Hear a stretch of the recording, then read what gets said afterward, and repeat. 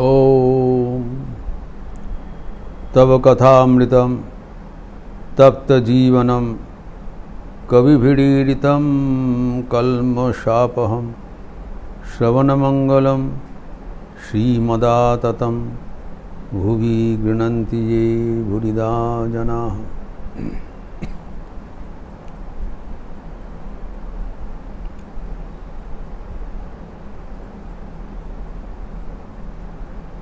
बलराम मंदिर में रथ यात्रा का पट दिवस सुबह में ठाकुर दक्षिणेश्वर में वापसी का पहले अंतरंग भक्तों के बीच गुह्य कथा बता रहे हैं।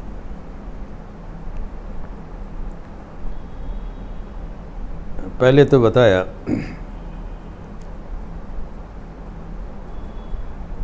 दर्शन के बारे में। उस समय में भी हम लोग देखे हैं ठाकुर कैसे भगवान का मधुर नाम उच्चारण करते हुए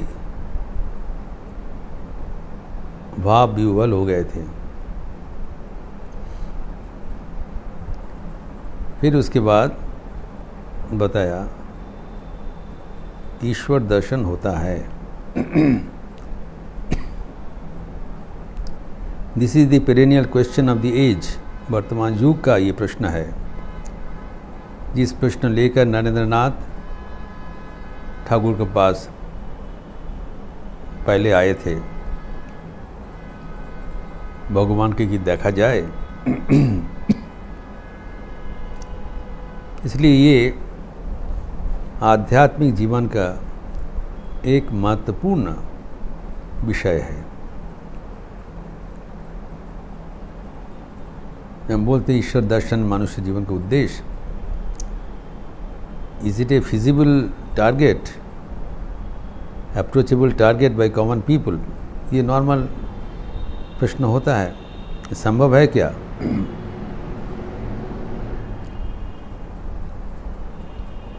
ठाकुर यहाँ पर बताते हैं दर्शन किया जाता है जब उपाधि चले जाते हैं, विचार बंद हो जाता है, तभी हमारे मन में साधारणतः एक प्रश्न होता है जो आँख खोल के जो दुनिया को दिखाया जा रहा है, क्या ईश्वर दर्शन उससे कुछ अतिरिक्त है? एक तो सपना दर्शन होता है जब हम सो जाते हैं, अवचेतन अवस्था में चले जाते हैं। लेकिन जो ईश्वर दर्शन का बात हो रहा है वो तो सोने का समय नहीं, जागृत अवस्था में है। तो जागृत अवस्था में जो दुनिया को दिखाया जा रहा है, इससे अतिरिक्त और भगवान को कैसे देखेंगे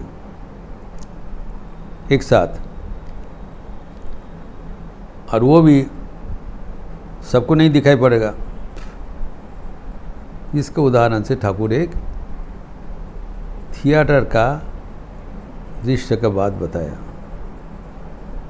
जब ड्रॉप सीन उठा नहीं, तब हम लोग आपस में बातचीत करते रहते हैं, तब एक दृश्यमान जगत है।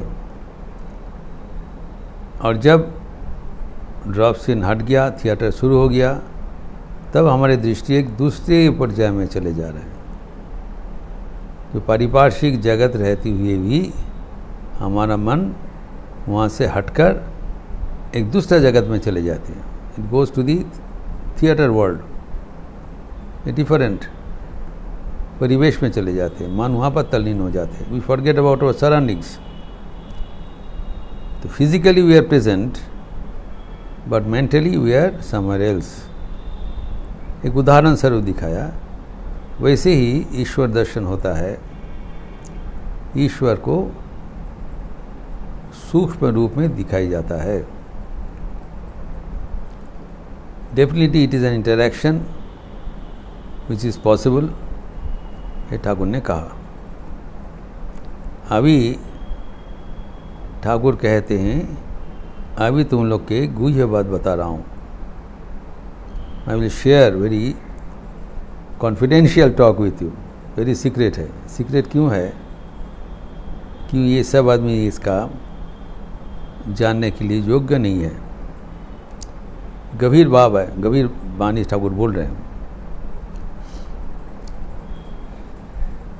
कि ये जानने के बाद ही पता चलेगा कि मैं क्यों नरेन, पूर्ण, छोटे नारायण इत्यादि के साथ इतना घनिष्ठ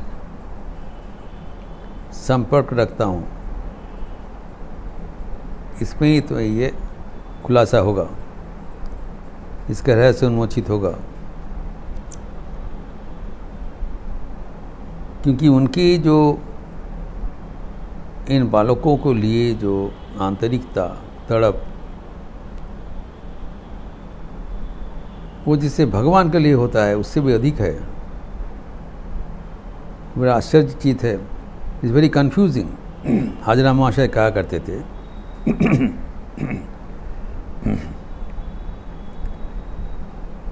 যে মা কালীকে ছেড়ে একটা কায়েতের ছেলের জন্য এত চিন্তা করছে কেন?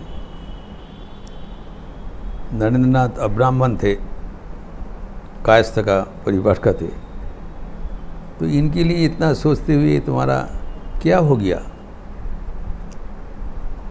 और उनको चेतावनी भी देते थे। भरत राजा के ऐसी गलतफहमी हुआ था, एक हरिन हरिन करते हुए उसका शरीर चले गए और वो हरिन होके पुनः जन्म ग्रहण किया। तुम भी अगर ऐसी लड़कों के लिए चिंतन करते हुए तुम्हारा शरीर चला जाएगा तो ये तुम्हारा अदब पतन होगा। तो ठाकुर सरल प्राण में माँ को रेफर भी किया था। माँ ने कहा नहीं नहीं, ये इसको पता नहीं, ये शुद्ध सत्य भक्त का भीतर तुम भगवान का ही प्रकाश देखते हो।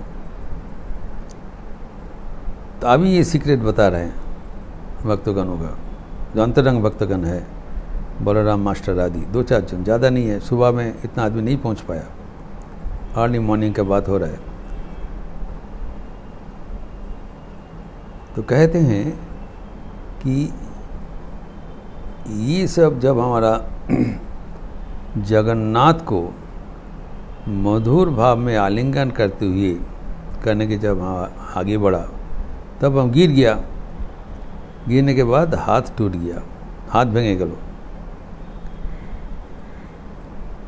জগন্নাথ के मधुर भावे आलिंगन करते गए हाथ भेंगे जावार पर कि देखाले, तब निर्देश आया कि अभी तुम नरदेह धारण करके आए हो।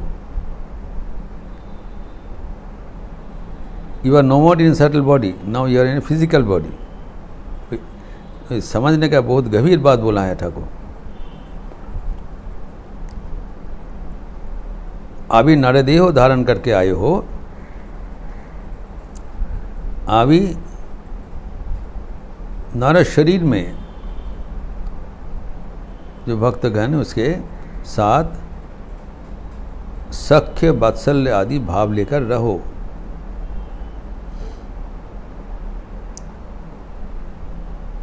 इसलिए मैं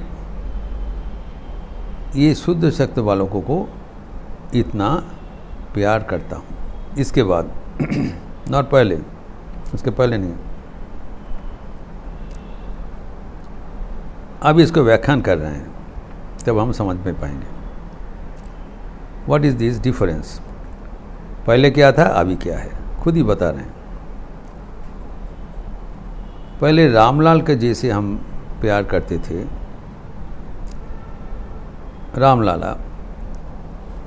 रामलाला को क्या आप जानते हैं? जब जटाधारी के साथ वो रामलाला आए थे, रामलाल का, रामचंद्र जी के बालक मूर्ति रामलाला, उसको साथ ठाकुर कह रहे हैं मैं खेलता था, दौड़ता था, उनको खिलाते थे। एक बच्चा को जैसे टेंडर करते हैं, ठाकुर प्यार से भगवान को जीता जागता रूप।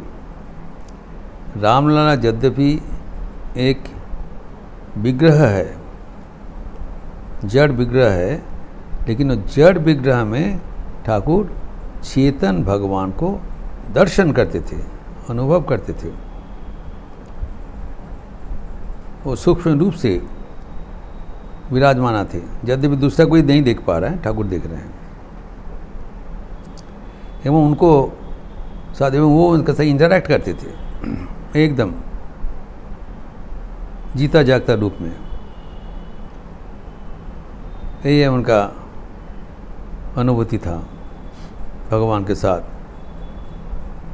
और इसको ही हमें जीवन का लक्ष्य बताया, भगवान को इसी रूप से प्रकट करना, प्रत्यक्ष दर्शन करना भगवान का प्रकट रूप से, यही जीवन का उद्देश्य है। भगवान का प्यार करना है, जो कि ठाकुर हासिल किया, करके दिखाया, इसी होना चाहिए। अभी इसको परे भी और एक धाप आगे जाके उसका अवस्था बता रहे हैं। One more step forward which is the climax of spiritual life, ये ठाकुर का जीवन में हम लोग देखते हैं। अतीव महत्वपूर्ण बात।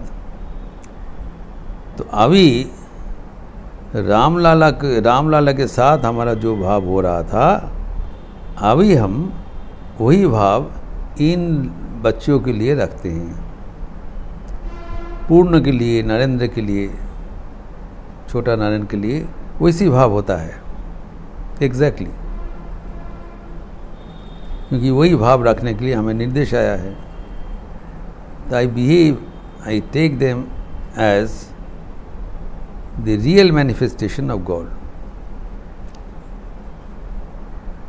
So normally what we are told in spiritual life कि मनुष्यों को भगवान रूप से सेवा करो, लेकिन भगवान समझ के मनुष्य के पास ज़्यादा इंटरैक्ट करने से आध्यात्मिक जीवन में पतन होने का संभावना है। इसीलिए कर्ता भाजा को ठाकुर डिनाई किया था। So that method is मनुष्य शरीर को भगवान रूप से पूजा करना, उसमें भगवत बुद्धि में पूजा करना, और धीरे धीरे भगवान वहाँ पर प्रकट हो जाएंगे। यही अल्टीमेट गोल है, लेकिन रिस्की है। अभी ये जो अच्छे मेथड बता रहे हैं, ये भगवान को मनुष्य रूप में पूजा करना, जस्ट रिवर्स। स्वामी विवेकानंद बताया दोनों का फर्क। The one is to idealise the real which is not to be done, deny किया है। दूसरा है टू रियलाइज द आइडियल, वही ग्रहणीय है। ये ठाकुर का भाव है। अर्थात क्या है, जो मनुष्य को भगवान समझकर आराधना करने के बजाय भगवान जब मनुष्य रूप में आविर्भूत हो जाते हैं, वो सबसे बड़ा बात है। पहले तो भगवान सूक्ष्म रूप में विग्रह में आविर्भूत होते हैं। पत्थर का विग्रह है, धातु का विग्रह है, जिसे भवतारिणी का धातु मूर्ति है। वहाँ पर भगवान का जीता जागता रूप दर्शन करके, पूजा करके उसका इंटरैक्ट किया, जीता जागता हो गया। अभी जो निर्देश आया है, वही भगवान पहले जो मूर्ति में प्रकटित हुआ था, अभी जीता जागता इंसान के भीतर प्रकटित हो गया। इसलिए ठाकुर एक आस्क्ड ए गोल्डन क्वेश्चन, अगर मिट्टी का प्रतिमा में ईश्वर का आविर्भाव होता है, तो जीता जागता मनुष्य में नहीं होगा। माटिर प्रतिमाय यदि भगवानेर आविर्भाव है, ज्ञान तो मानुषे होबे ना। What A golden question. जो प्रतिमा में अब तक क्या निर्देश है हम लोग का आध्यात्मिक जगत में, भगवान को प्रतिमा में प्रथम कल्पना करके प्रतिमा से भगवान का प्रकट हो जाए, वही है आराधना। तो अभी भगवान प्रतिमा में नहीं प्रकट हो रहा है, जीता जागता इंसान में प्रकट हो रहा है। शुद्ध सत्य भगवान जो भक्त है, अभी बता रहे हैं रामलाला के लिए जैसे मेरा व्याकुलता हुआ था वैसे ही पूर्ण के लिए 100% वैसे व्याकुलता हो रहा है। पूर्ण का हम रामलाला का छोड़ के कुछ नहीं देख रहा हूँ। रामलाला तब सूक्ष्म रूप से विराजमान था, पूर्ण वो स्थूल रूप से विराजमान है। क्या चमत्कार है। जो जीता जागता स्थूल मनुष्य है वो उनके शरीर में, उनकी दृष्टि में स्वयं भगवान हो गया। भगवान को देख रहे हैं, उस पर कुछ पूर्ण नहीं है, स्वयं भगवान है। देखकर जैसे रामलाला का प्रति उनका आकर्षण हुआ था, पूर्ण के लिए समान आकर्षण हो रहा है। इसीलिए हाजरा को बताया था ठाकुर ने, मैं इन लोग के भीतर भगवान को प्रत्यक्ष कर रहा हूँ। जिस दिन इनके भीतर भगवान का प्रत्यक्ष नहीं करूँगा तब दर्शन नहीं कर पाऊँगा, मुख दर्शन करते पाऊँगा। तो यही है उनका कहना है कि this is the secret why I am feeling so much attached to these human beings. They are no more human beings in front of me. They are divine beings. God personified. Personification of God. Baburam Maharaj कह रहे हैं जो रात में ठाकुर के कमरे के सामने लेटे हुए थे और देख रहे हैं ठाकुर बारंबार बाहर में आके रात भर कह रहे हैं नरेंद्र के लिए मेरा जो व्याकुल था, मैं बेचैन हो जा रहा हूँ। सीने में बिल्ली का वो आंचड़ अनुभव कर रहा हूँ। मैं स्थिर नहीं हो पा रहा हूँ। नारायण क्यों नहीं आ रहे हैं? इतना व्याकुलता देखकर तो बाबूराम महाराज ने सोचा नरेंद्र कितने हृदयहीन व्यक्ति है, ये इनके लिए इतना तड़प रहे हैं और एक बार बीच बीच में आने से क्या हर्जा होता है। तो पता नहीं था, पहले पहले आए थे। और रामदयाल था उनका एक नॉन पर्सन, उन्होंने बारंबार आश्वासन दे रहा, कल सुबह में जाके हम नरेंद्र को खबर दे देंगे। अर्थात ये व्याकुलता है इंसान के लिए नहीं, जो भगवान के लिए जो व्याकुलता है अभी उसका जीता जागते रूप में आ गया। इसलिए उनका ये एक रहस्य है। और एक था पूर्ण का, फिर अभी यहाँ पर बता रहे हैं कि निरंजन, वो ये एक और एक व्यक्ति है जिसके बारे में थोड़ा बहुत पहले बताया। यही देखो निरंजन कोनो की एक उदाहरण स्वरूप दे रहे हैं। जी उनका जो अभी नर रूप में विलास करने का आदेश हुआ है, जो शुद्ध सत्य भक्त होगा उसके भीतर भगवान का प्रकाश होता है। तो कैसे प्रकाश होता है बता रहे। ये देखो निरंजन कोनो की जितनी लिप्त तो नय, अपने पैसा देकर गरीबों को डॉक्टर खाना ले जाते हैं, चिकित्सा का बंदोबस्त करते हैं। मैं देखता हूँ वो एक ज्योति के ऊपर विराजमान है। ये निरंजन का डिस्क्रिप्शन ठाकुर ने बता रहे हैं कि निर्लिप्त है, परिष्कार, कोई आसक्ति नहीं है। ये एकमात्र भगवान के प्रति युक्त है, संसार के प्रति आसक्ति नहीं है, बिल्कुल नहीं है। एवं आसक्ति नहीं रहने पर भी परोपकारी है। गरीबों को इस उम्र में ही गरीबों के लिए खुद सेवा करते हैं, अपने खर्च में उसका चिकित्सा कराते हैं। और ऐसे ही एक ज्योति के ऊपर निष्पाप होकर विराजमान है। तो ऐसी जो पूर्ण है उसके ऊपर भी ठाकुर का अत्यधिक प्यार था। बोला देखो पूर्ण वो हमारे लिए भी कितना व्याकुल है। और मास्टर के बोल रहे हैं देखो तुमसे भी वो कितना प्यार करता है, कैसे आपको दर्शन कर रहे हैं, आप अत्यंत प्रियजन हो, आप हमारे साथ उनको संयोजन कर दिया, संयुक्त कर दिया, इसलिए he is ever grateful to you. और मुझे बताया कि आपसे फिर मुलाकात करने के लिए मैं आऊँगा। तो Thakur is telling these people are so dear to me because they are visible manifestation of the divine.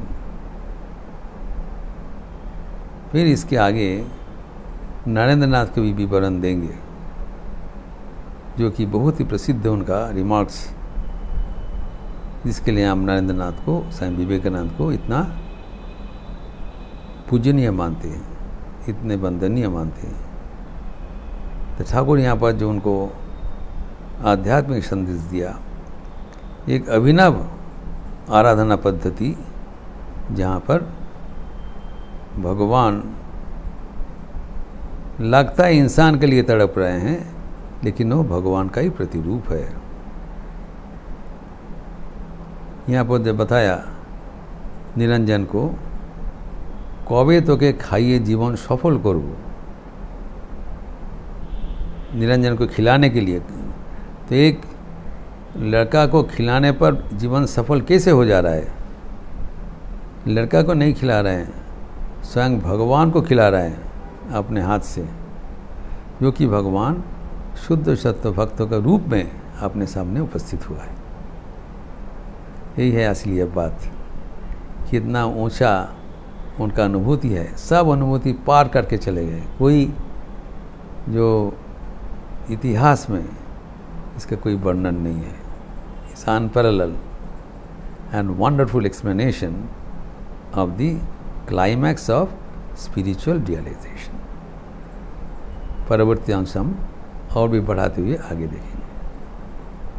Om Shanti शांति शांति। हरि ओम तत्सत। श्री राम कृष्णार्पणमस्तु। आज बड़ा पावन तिथि है। It is a